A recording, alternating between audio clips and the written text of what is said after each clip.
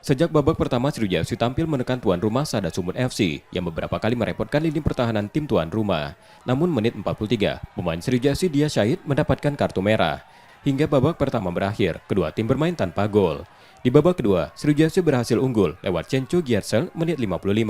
Namun 10 menit berselang tuan rumah menyamakan kedudukan lewat gol yang dicetak Alexander Rakic dan bertahan hingga pertandingan berakhir. Hasil imbang yang diraih Sriwijaya membuat kecewa Muhammad Yusuf Prasetyo, pelatih Sriwijaya FC. Dari awal terus terang kita begitu yakin bahwa kita akan dapat 3 poin.